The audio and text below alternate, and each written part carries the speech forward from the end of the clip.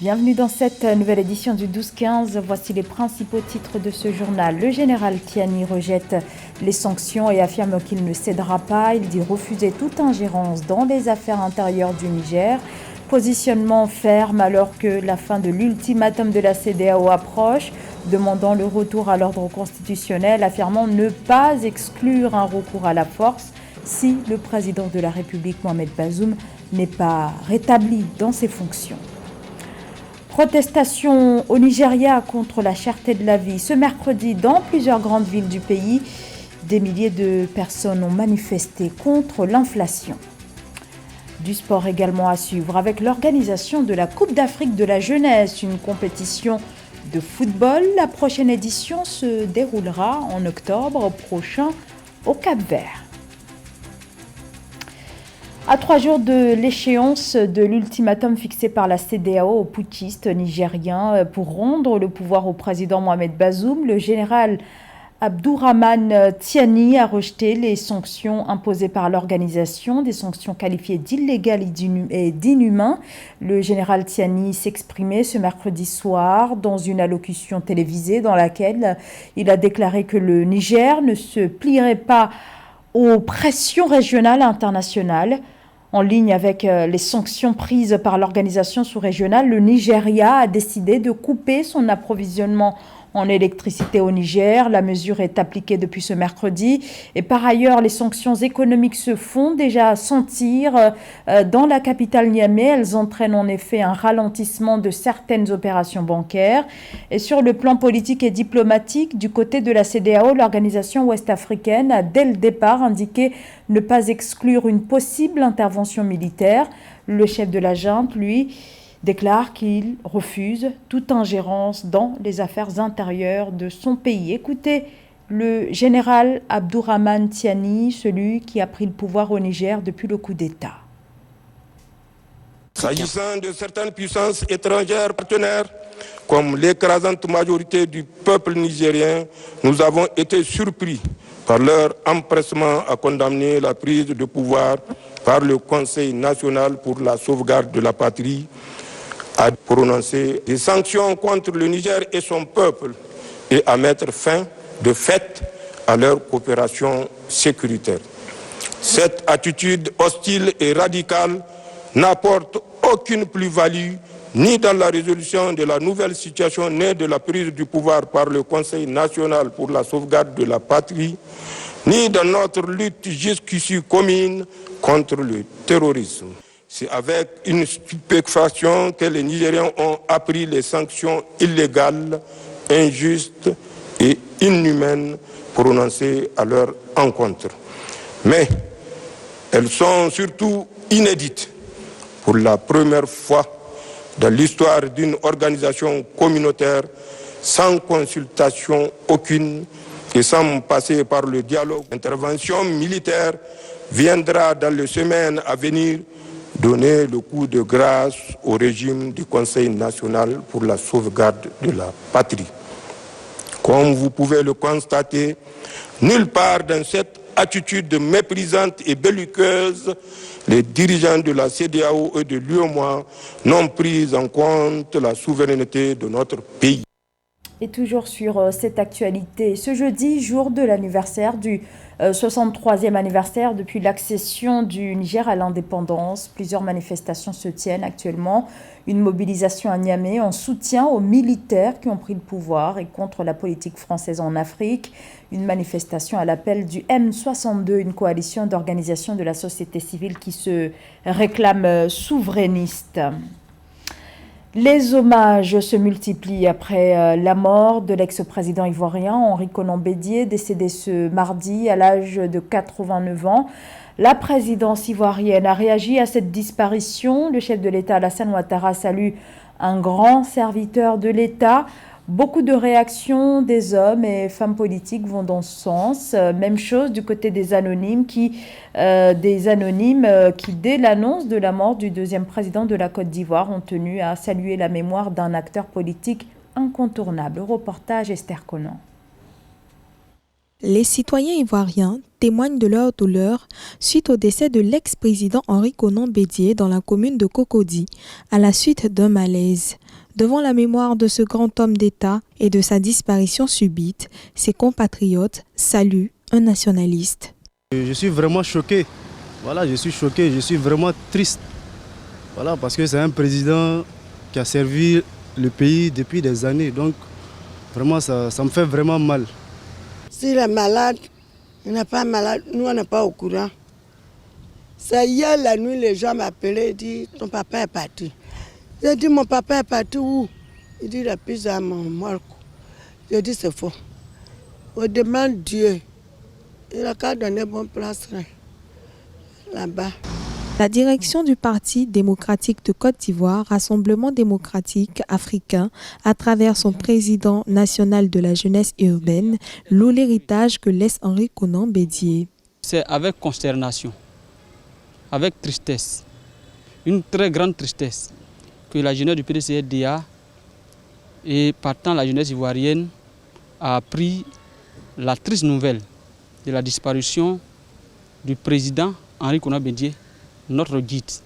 Pour le moment, ce sur quoi nous nous penchons, c'est comment organiser, rendre hommage, un hommage digne à la hauteur de l'homme qu'a été le président Henri Konan Bédié. Le premier héritage auquel nous nous référons, c'est que le président Henri Konan Bédié nous a toujours enseigné la paix. Le président Henri Konan Bédié nous a toujours enseigné la concorde nationale. Henri Konan Bédié a dirigé la Côte d'Ivoire de 1993 à 1999. Il avait été porté à la magistrature suprême à la mort de Félix Houphouët-Boigny, premier président de la République de Côte d'Ivoire depuis son indépendance en 1960. Le chef de l'État malgache, André Rajoelina, est attendu au Rwanda le 7 août prochain. Il s'agit d'une visite officielle qui va se poursuivre jusqu'au 8 août. Un déplacement qui fait suite à l'invitation du président rwandais Paul Kagame. Cette visite a pour objectif de renforcer les partenariats, notamment économiques. Des membres du gouvernement, des députés et des représentants du secteur privé se feront partie de la délégation malgache. La signature de plusieurs accords de coopération bilatérale est attendue. La Banque mondiale, l'Agence française de développement et le gouvernement togolais auraient mobilisé plus de 18 milliards de francs CFA, un fonds destiné à la lutte contre la pauvreté et à l'amélioration des conditions de vie des foyers les plus défavorisés. Les précisions dans ce sujet signé Samantha Saberou-Saboubanga. Les transferts monétaires en faveur des familles défavorisées du Grand Lomé ont démarré le 31 juillet 2023. Avec l'appui de la Banque mondiale et de l'Agence française de développement, ces transferts concernent 26 250 ménages vulnérables de 35 quartiers des communes d'Agoé, Niévé 1, 4 et 6, Golfe 1, 4 et 6. Le Togo expérimente depuis quelques années des programmes de filets sociaux visant à réduire la pauvreté. Et vous savez, avec la crise, la Covid et la guerre russo-ukrainienne, il va de soi que les populations les plus vulnérables s'enfoncent encore plus dans la pauvreté. Et donc, ces programmes de transfert monétaire, expérimentés notamment en période de Covid, vont aider dans le très court terme les populations à échapper à la vulnérabilité ou bien à réduire la vulnérabilité. Selon la ministre chargée du développement à la base, Myriam Dossou Almeida, cette nouvelle phase met un accent particulier sur la résilience socio-économique de 15 000 ménages les plus pauvres. Ceux-ci bénéficient d'un accompagnement spécifique pour le développement des activités génératrices de revenus afin de sortir définitivement de la pauvreté au-delà du projet. Il est vrai qu'il faut réduire la vulnérabilité, mais il est aussi tout aussi vrai qu'il faut mettre plus l'accent sur ces projets structurants qui vont permettre à ces populations-là de s'autonomiser financièrement pour une meilleure réduction de la pauvreté au Togo. En œuvre depuis 2017, le programme Filets sociaux de base était jusque-là concentré sur les populations vulnérables de l'intérieur du Togo. Pour rappel, cette phase additionnelle du projet de filets sociaux de base est appuyée conjointement par l'État togolais, la Banque mondiale, la coopération française à travers l'Agence française de développement, pour un investissement d'environ 18 milliards de francs CFA, dont 10 milliards de francs CFA de la Banque mondiale et 6,5 milliards de francs CFA de l'Agence française de développement et 1,5 milliard de francs CFA de l'État togolais.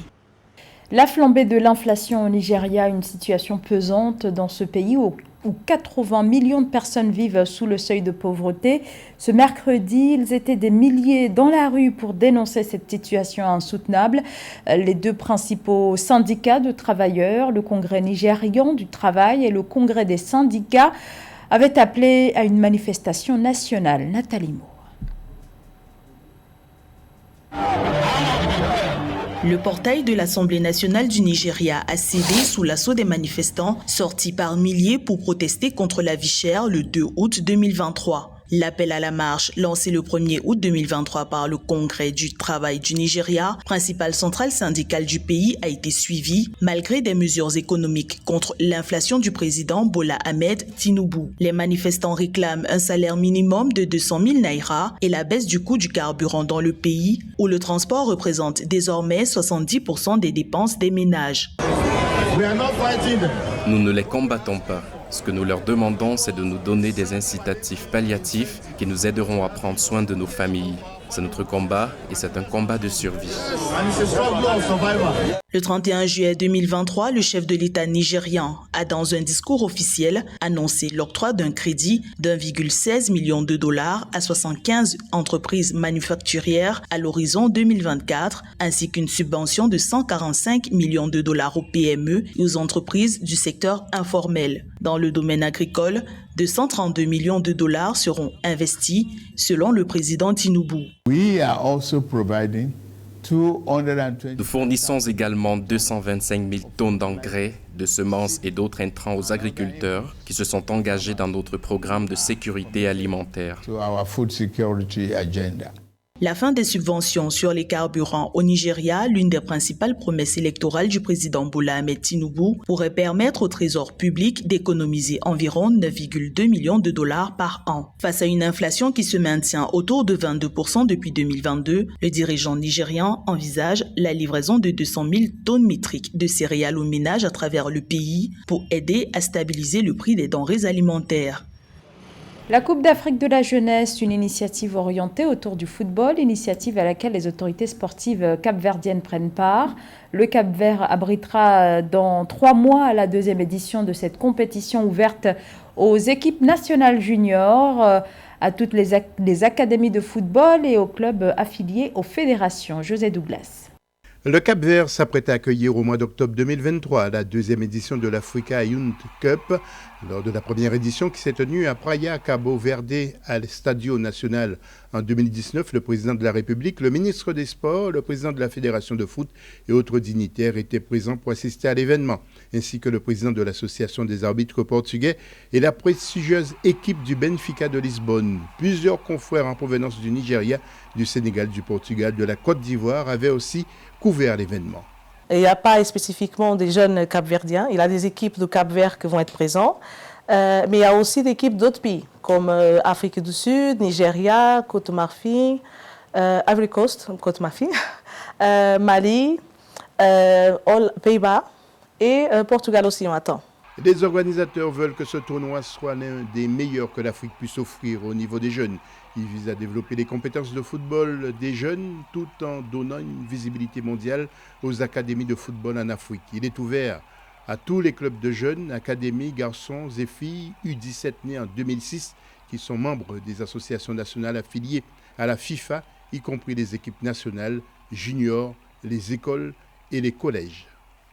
Les gens parlent de ce tournoi actuellement aujourd'hui, qui fait qu'il y a tellement l'envie de venir participer dans cette 2e édition.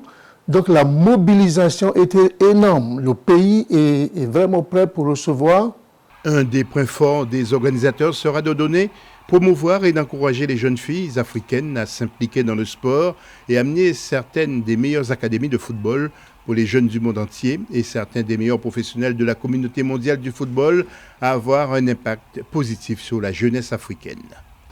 Donc on souhaite aider la FIFA, parce que la FIFA ne peut pas tout faire. On souhaite aussi aider la CAF dans leur domaine de développement de talents en Afrique. L'Africa Youth Cup se déroulera du 20 au 30 octobre 2023 au Cap-Vert, conformément aux règles en vigueur de la FIFA. C'est la fin de ce journal. Merci de nous avoir suivis. L'information continue sur Africa 24.